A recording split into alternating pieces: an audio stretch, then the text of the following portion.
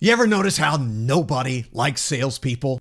Okay, what's not to like about the backslapping, joke telling, fast talking, sell anything to make a buck salesperson?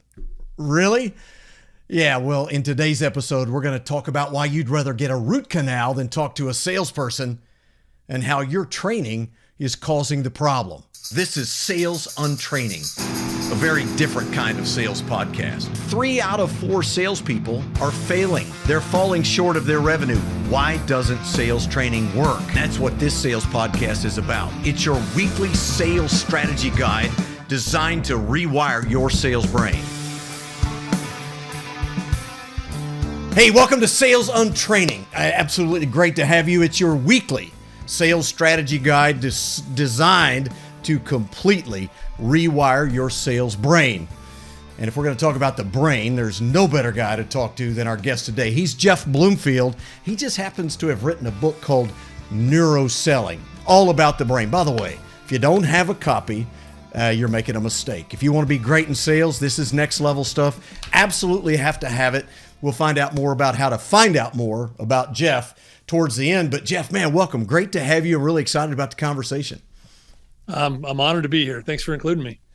You know, it kills me because every time I work with sales teams, I say, how many of you guys believe that selling is about building relationships? Everybody in the building raises their hand. And yet, Jeff, I think you know probably better than anybody that we actually don't build relationships. I say that in air finger quotes, like we do in the real world. Why do you think that is? And what in the world are we doing wrong?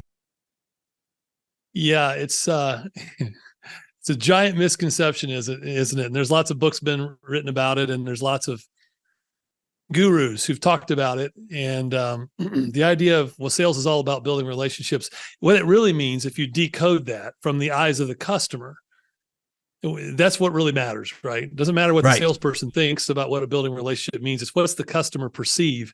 Most customers, B2B or B2C, but primarily B2B, will tell you that when if I ask a B2B customer, hey, what's it mean to you that salespeople say that sales is about building a relationship?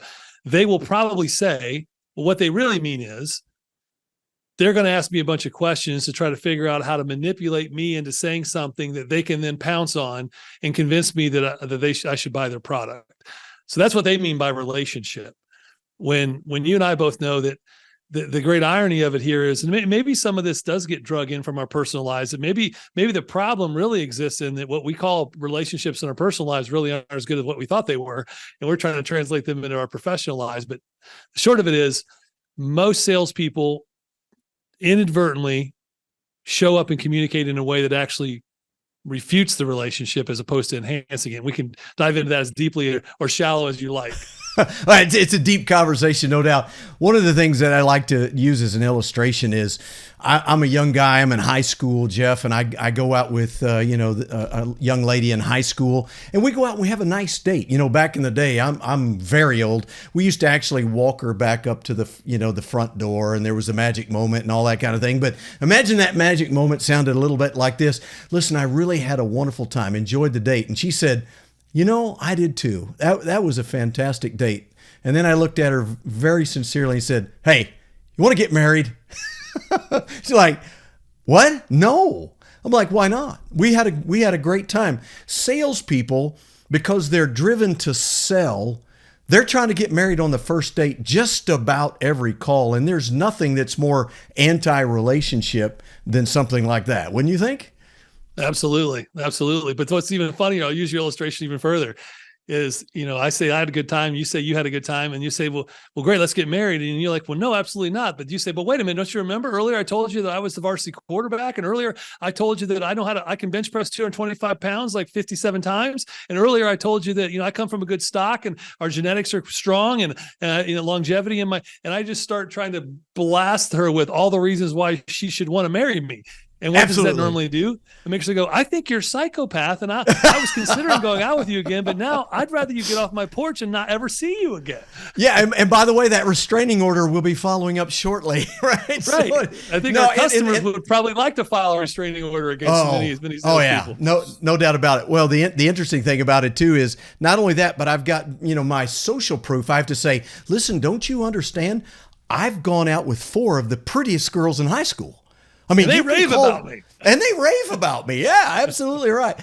It's no wonder that people dislike salespeople. And yet, while we talk all about relationships, and what we really mean, Jeff, is actually what Zig Ziglar was saying in the 80s. People buy from people they like and they trust. Relationship at its core is about trust, but there's no trust training. There's no relationship training as a part of typical traditional corporate sales training. Yeah. And it's a shame too, right? Because we just assume people show up with that gear. And we say, well, we hear it all the time. You and I hear it all the time. We talk to sales executives of any size company is, well, I assume that I hired a salesperson who's experienced. They know how to build relationships. I just assume that they come kind of pre-wired for that. One of the analogies that I like to use is, think about the iPhone hopefully, most people have iPhones. You buy the iPhone and you expect that the iPhone has come pre-built with certain functionality on it, even though you don't know exactly how to use all of it. But then within weeks and months, you've added 37 new apps to it, and you're all kinds of trying to add to it to make it optimize its functionality. When we hire salespeople, we assume they come preloaded with all the necessary apps and software to be effective immediately day one. Well, the reality is most of those people came with a virus we didn't even realize was loaded onto their iOS. Oh, and wow. That virus is, they have been trained through a lens of self-preservation to communicate facts, figures, features, and benefits, not realizing that when you plug that into a customer's infrastructure, it's going to immediately have malware. They're going to get the malware alert, if that makes any sense. Right. Going to get the virus. Well, Jeff Bloomfield is the author of this incredible book, Neuroselling. I'm a huge, huge fan. Mastering the customer conversation using the surprising science of decision making. Again, folks, you need to get a copy of that. But I want to read just a little bit from your book, which I think is amazing. Corporate sales training mostly consists of equipping the salesperson with facts and figures. And you talk about when you sold in the field and how they just loaded you up with data and science and all kinds of things. And you said, yes, we need the facts and figures, but if you walk into a prospect's office and do nothing but appeal to them on an emotional level, they might like you, but you have no credibility. So there is a balance between one part of the brain and the other, the frontal cortex with the data and the science, and the limbic system with the emotions and so forth.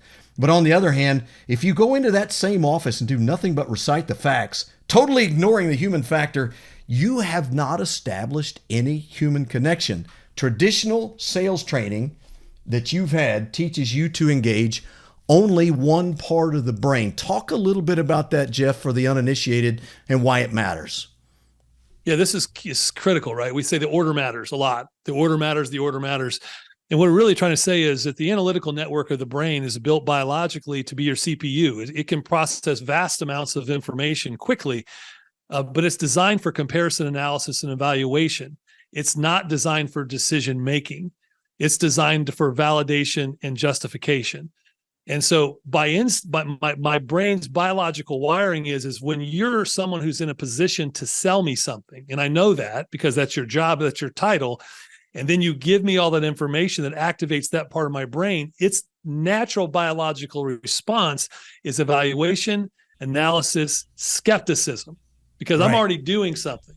And you're trying to convince me I should do something else. So emotionally, I'm invested emotionally in what I'm already doing. Emotionally, I already think I have a good solution to something.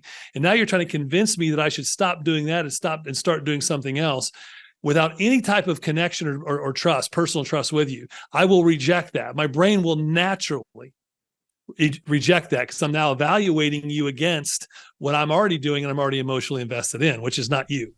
Right. When I remember as a young guy, I started selling when I was 20.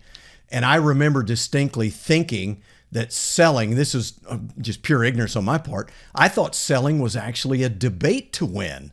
And the reason I was drawn to selling is I was great in debate class, Jeff. I mean, I was mowing over people, right? Like, man, I can argue anybody into a corner. So as long as my argument is better than the other guy's argument, then I'm going to crush it.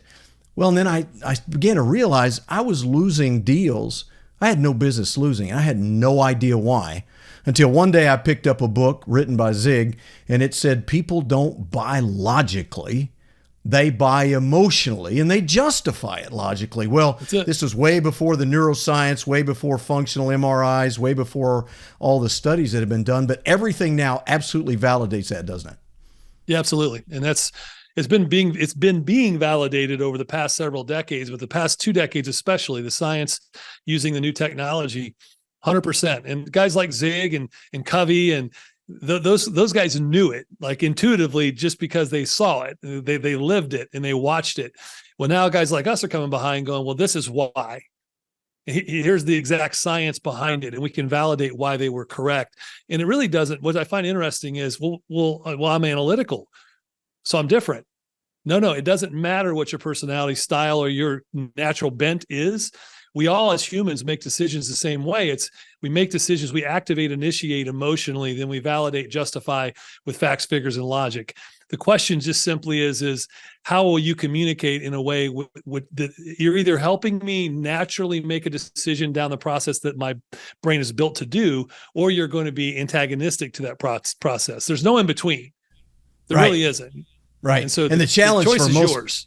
Yeah, absolutely. And the challenge for most people is they don't understand that when we say emotionally, when we say people buy emotionally, we're not talking about getting weepy. We're talking about all ranges of emotion, fear probably being the biggest one of those. Well, next we're going to talk about that. We're going to talk about sales conversations, and Jeff's going to help us through some ideas that are going to help us build better sales relationships.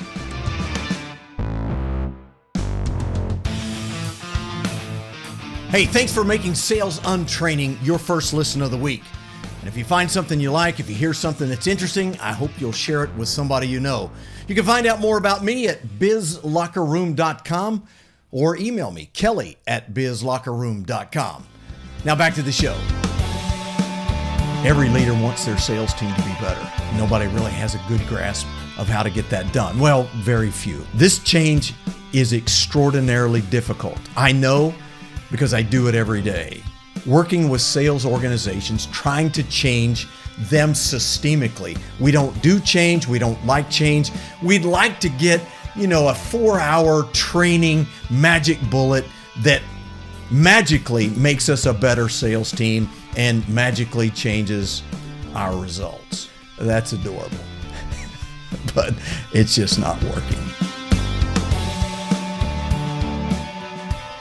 Hey, welcome back to Sales Untraining. By the way, hope you will like or subscribe or share the podcast with people you think will benefit. Again, it's your weekly sales strategy guide. It's designed to do one thing. It's designed to rewire your sales brain. Why? Well, because we do sales training wrong. I mean, we just do. Systemically, it's not hard to prove, and the numbers certainly bear it out. And Jeff, when you think about how few salespeople are actually elite and how many salespeople falter, you got to believe it's something deeper than just learning how to close more effectively or learning an objection handling technique.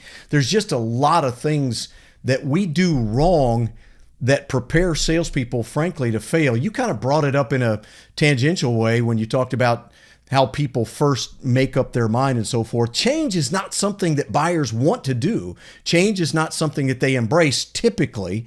And so, because of the way the brain is wired, we get into that lane and we like that lane and we like status quo.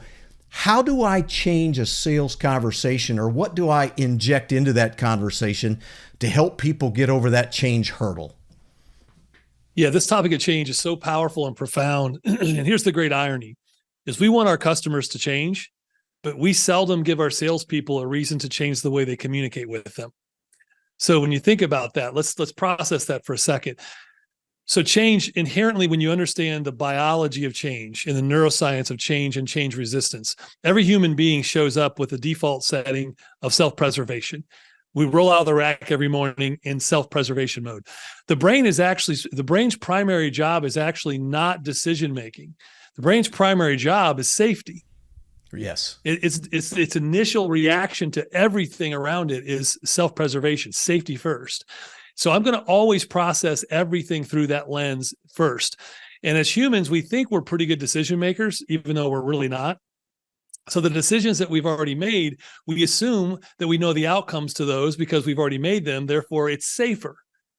So we feel safer based on status quo. We hear a lot in terms, well, status quo. Status quo feels safe. Any amount of change to my brain it naturally inserts an element of risk. Right. Even if I'm choosing it. Now, if you're trying to convince me to change, the risk is amplified by a magnitude of, who knows, 100-fold. Right. So the only way a sale ever happens is that my brain has believed that I'm choosing to change. Therefore, I have mitigated the risk. And what I believe I'm going to do next is the best thing for me to choose. If you're trying to convince me to change, I'm going to resist you all day and every day because it's too risky. It's right up against my biology of change resistance because of self-preservation. Does that make sense? Oh, 100%. And I've got to worry about, if I make a decision to change, what is my boss going to think? What is it going to do to my career trajectory? If I make a mistake and it costs the company money, it's going to be on me, right? And there's a lot of things at work here, but so many sales, Jeff, wind up in no decision. I can remember a lot of times as a young sales guy sitting across from a prospect, and he looks at me and he says, Kelly, I got to give it to you. Great product. Really, really like it. And clearly what you have is better than what we're doing now, but we're going to sit tight. I'm sorry, what? I don't get it.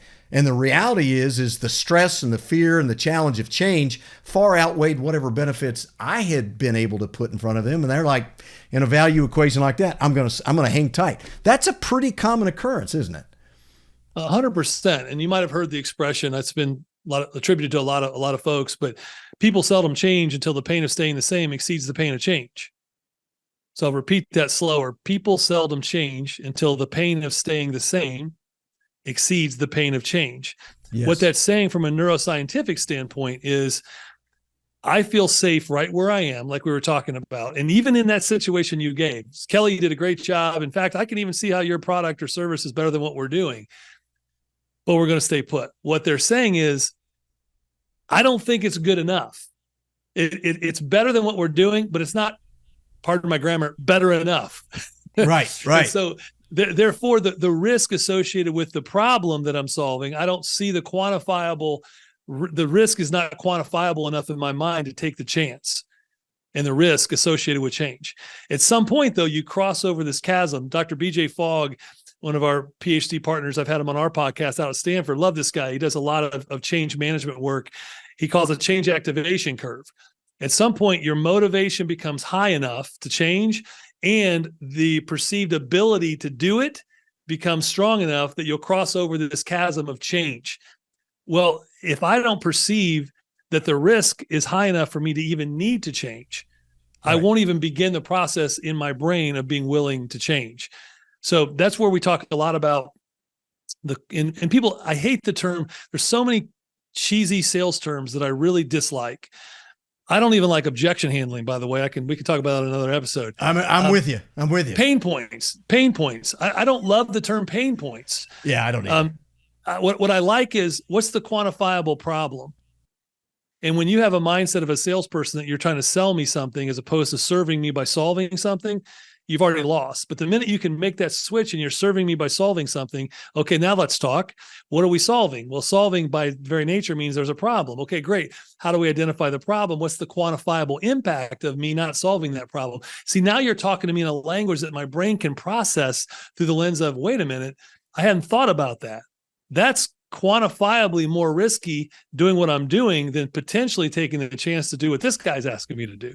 Now Sure. My brain starts to switch, if that makes sense. Absolutely, it does. Well, when you begin to think down this road and you start to consider change as one of the significant components of selling, what it really means, Jeff, is that many times your biggest competitor may not actually be another competitor.